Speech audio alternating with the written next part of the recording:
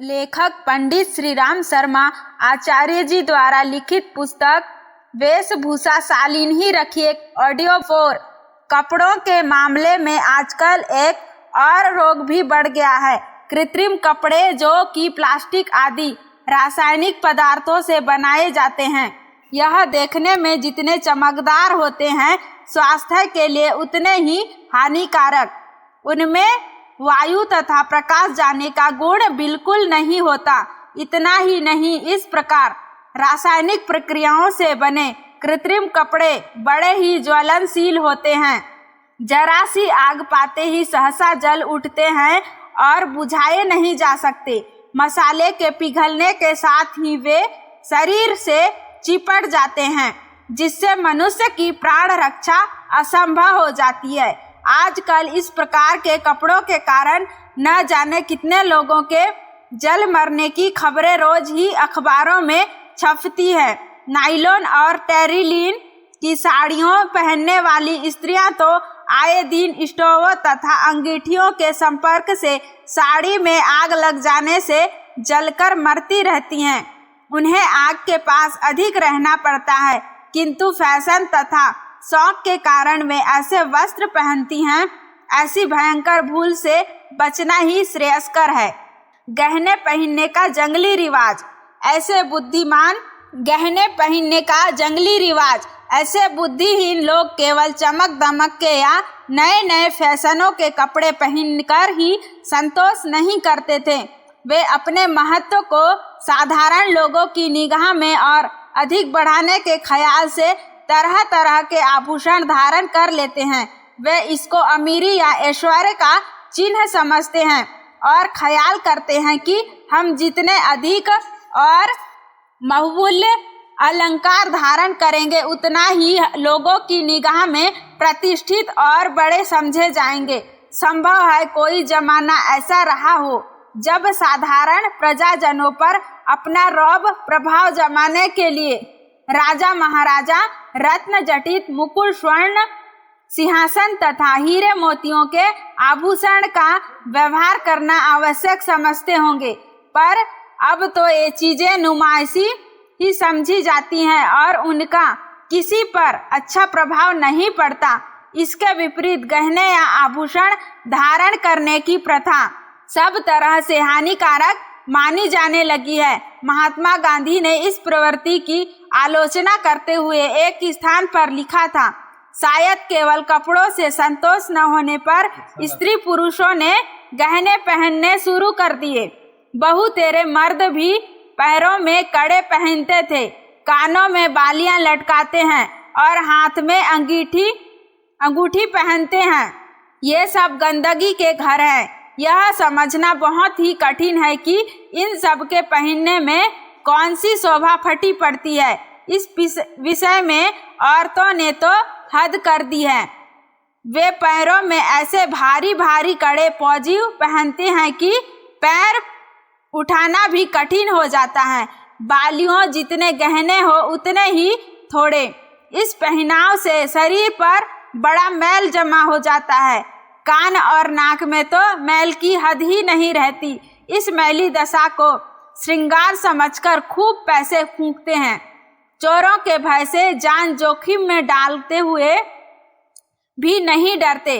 किसी ने बहुत ठीक कहा है कि अभिमान से पैदा हुई मूर्खता को हम तकलीफ सहते हुए जो नजराना देते हैं, वह बहुत अधिक होता है।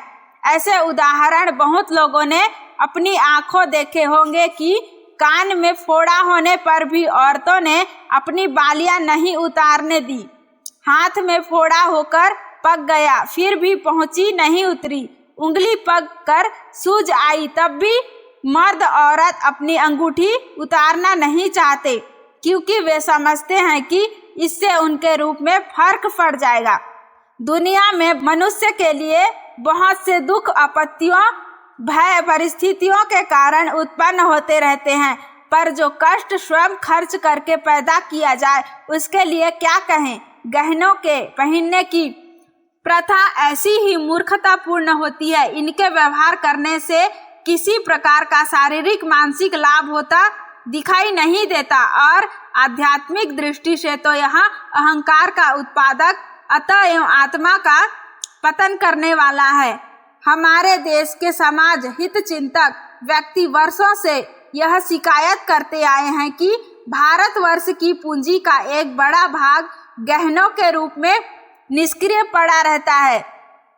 यदि इस अरबों रुपए के धन को उद्योग धंधों में लगाया जाता तो लाखों व्यक्तियों को जीवन निर्वाह का रोजगार मिलता और करोड़ों रुपए की सामग्री तैयार होकर देश की समृद्धि बढ़ती, पर जेवरों के रूप में उल्टा उसमें टूट फूट घिसाई, बार बार बनवाना, खोना, चोरी जाना आदि कारणों से घटी ही होती रहती है और 1000 रुपए की रकम 10-20 साल में 500 की रह जाती है। मनुष्य की उन्नति या कल्याण में आभूषण जैसे पदार्थ से किसी प्रकार का सहयोग मिल सके यह असंभव है। फिर भी ऐसी हानिकारक और अनावश्यक प्रकृति को पाला पोसा जाए, इन कृत्रिम आभूषणों के स्थान में हमको सद्गुण रूपी आभूषण धारण करने चाहिए, जिससे लोक और परलोक दोनों जगह हमारा हित हो सके। जूतों और मोजों की अधिकता। यदि हम यह कहा जाए कि जूते और मोजों के पहनने वाले भी पैरों के आराम और सुरक्षा के बजाय फैशन का ही अधिक ध्यान रखते हैं तो इसमें कोई अत्युक्ति नहीं है। चमड़े के कसे हुए बूट जूता जिनमें पैर बंद होकर बिल्कुल पसीज जाता है, किसी दृष्टि से हमारे देश के उपयुक्त नहीं है। हमारे यहाँ तो प्राचीन समय के खड़ाऊ जैसी चीजों का प्रचार था, जिनमें पैर खुला रहता है, उसे हवा लगती रहती है और केवल कांटों, कंकड़, पत्थर तथा धूप से बचाव हो जाता है। कुछ स्थानों में चप्पल जैसी चीजों का प्रचार था, जिनको पहनकर आसानी से दूर तक चला जा सकता है। इनमें भी पंजों को पूरी तरह से हवा लगती रहती है और किसी तरह की गंदगी तुरंत दिखाई पड़ जाती है। हमारे समस्त अंगों में पैर ऐसे हैं जो शरीर के भीतर मैल को सबसे अधिक बाहर निकालते हैं। उनका धूल, मिट्टी आदि के संपर्क में भी अधिक होता है। इसलिए यह आवश्यक है कि उनकी सफाई का विशेष ध्यान रखा जाए। प्राचीन भारतीय सभ्यता में किसी अतिथि के बाहर से आने पर सबसे पहले उसके चरण धुलने की प्रथा थी। इसका उद्देश्य पैरों की स्वच्छता का विशेष ध्यान रखना ही था। आजकल के फैशन परस्त जूते तो ऊपर से पॉलिश लगाकर चमकाने का तो बड़ा ध्यान रखते हैं, पर उसके भीतर किस प्रकार पसीना और मैल जमा हो जाता है, इस तरफ कभी ध्यान नहीं देते। यह गंदगी कैसी हानिकारक होती है, इस संबंध में गांधी जी ने लिखा है, पैरों के द्वारा भी हम बहुतेरे लोगों के पंजों में फंस जाते हैं। बूट इत्यादि पहनने वालों के पैर नाजुक हो जाते हैं, उनसे पसीना निकलता है और यह बहुत ही बदबू करता है। जिस मनुष्य को वास की परख है वह मोजे और बूट पहनने वाले मनुष्य के पास उस समय खड़ा नहीं रह सकता जब वह उनको उतार रहा हो। हम जूतों को पादत्राण या कंठकारी कहते हैं। इससे सिद्ध होता है कि जब हमको कांटों में ठंडक या धूप में चलना पड़े तभी जूते पहनने चाहिए, सो भी इस प्रकार के जिनसे केवल तलुए ही ढके, सारा पैर न ढक जाए। इस कार्य को चप्पल या सैंडल के आकार के जूते भली भांति पूरा कर सकते हैं। जिनका सिर दुखता हो, जिनका शरीर कमजोर हो, जिनके पैरों में दर्द होता हो और जिन्हें जूता पहनने की आदत है, उनके लिए तो हमारी यह सलाह है कि वे नंगे पैर का प्रयोग करके देखें। इससे उन्हें तुरंत मालूम हो जाएगा कि पैर खुले रखने, जमीन पर नंगे पैर चलने और उन्हें पसीना रहित रखने में हम कितना लाभ उठा सकते हैं। पर आजकल यह देखने में आता है कि जो लोग चमड़े का फीतादार जूता पहनते हैं उनका पैर सदा भीगा भीगा सा बना रहता है और जूते मोजे में सदा गंदगी बनी रहती है। इससे पैरों की ऐसी बीमारियां पैदा हो जाती हैं जो बहुत खर्च और परिश्रम पर भी शीघ्र ठीक नहीं होती। इतने पर भी फैशन परस्त लोगों में जूतों का शौक बढ़ता ही जा रहा है। कॉलेज में पढ़ने वाले नए लड़कों को खाते समय भी जूता नहीं उतारते और अनेक बार तो वे पहने हुए ही सोने लग जाते हैं। इस तरह की गंदी आदत और लापरवाही स्वास्थ्य की दृष्टि से बहुत ही हानिकारक है। यदि जाड़े आदि में मौसम के कारण जूता पहनना भी पड़े तो चमड़े के बजाय कपड़े का जूता काम में लाना अधिक ठीक रहता है। इनमें एक तो हवा जाने की गुंजाइश रहती है, पैर दबकर घायल नहीं होते और एक महत्वपूर्ण बात यह है कि जीव रक्षा अहिंसा की दृष्टि से भी चमड़े के जूतों से बचना और कैनवास आदि के जूतों का प्रयोग करना उचित है। जो लोग गौ रक्षा के पक्षपाती हैं उनको तो चमड़े का जूता कदापि व्यवहार में नहीं लाना चाहिए, क्योंकि गौवध का मुख्य तथा बहुत बड़ा कारण चमड़े के लिए उनका मारा जाना ही है। जूता अधिक कसा कभी नहीं होना चाहिए और पसीना आने पर उसे तुरंत उतार देना चाहिए। समय समय पर जूतों तथा मोजों को भी यदि उनका व्यवहार परिस्थितिवश करना पड़े तो साफ करते रहना चाहिए, क्योंकि चलने फिरने में उन पर धूल गर्दा पड़ना तथा गंदा होना स्वाभाविक ही है। छोटे बच्चों के वस्त्र। हमारी वस्त्र संबंधी धारणा जिस प्रकार अपने विषय में भ्रांत हो गई है, उसी का प्रयोग हम छोटे बालकों पर करते हैं। हम छोटे बच्चों की शारीरिक स्थिति और स्वास्थ्य पर ध्यान न देकर उसे सजाना और तरह तरह के बहुत से वस्त्र पहनना आवश्यक समझते हैं। बहुत से लोग तो पारिवारिक प्रतिष्ठा के ख्याल से बच्चों को बढ़िया पोशाक आभूषण आदि पहनाना आवश्यक समझते हैं, चाहे बालक असुविधा अनुभव करके पहने कि कैसे भी अनिच्छुक क्यों न हो।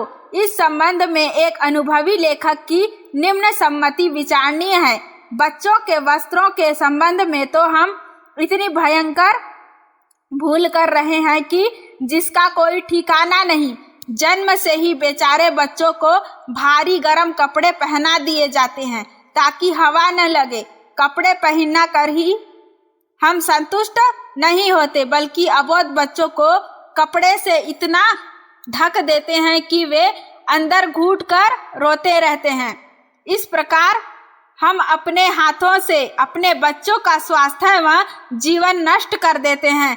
जितना अधिक बच्चों को कपड़े से ढका जाएगा, उतना ही अधिक कमजोर और बीमार होगा। बच्चे वस्त्रों का विरोध करते हैं और माता पिता बलपूर्वक उन्हें पहना देते हैं। वास्तव में बच्चों में स्वाभाविक गर्मी अधिक होती है। बड़े बूढ़ों की अपेक्षा वे अधिक देर नंगे रह सकते हैं। बहुधा देखा गया है कि बच्चे अवसर पाते ही अपने सारे वस्त्र उतारकर फेंक देते हैं। उनका अंतःकरण उन्हें ऐसा ही करने की आज्ञा देता है। कपड़ों को उतार करके बड़े प्रसन्न होते हैं, मानो उनके सिर से बोझ हट गया। जब जरूरत हो तो भी बच्चों को हल्के कपड़े पहनने चाहिए। जब तक बच्चे 5 वर्ष के न हो, उनको यथासंभव अधिक समय तक नंगे रहना चाहिए। फिर आप देखेंगे कि वे कैसे प्रसन्नचित्त, निरोग व बलवान होते हैं।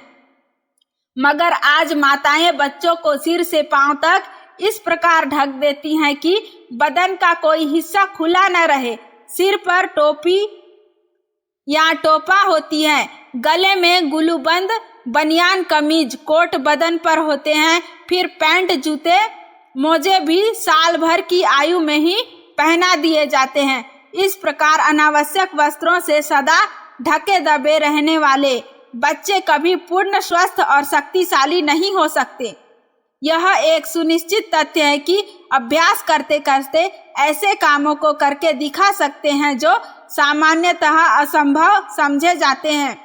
कुछ सर्कस आदि में काम करने वाले पहलवान तो चलती मोटर को रोक लेते हैं, 50 मन का पत्थर छाती पर रख लेते हैं अथवा हाथी को भी अपने ऊपर खड़ा कर लेते हैं। यह सब अभ्यास का ही फल है। स्वर्गीय पहलवान राममूर्ति ने सर्वप्रथम इन कार्यों का प्रदर्शन करके बड़ा यश और धन कमाया था।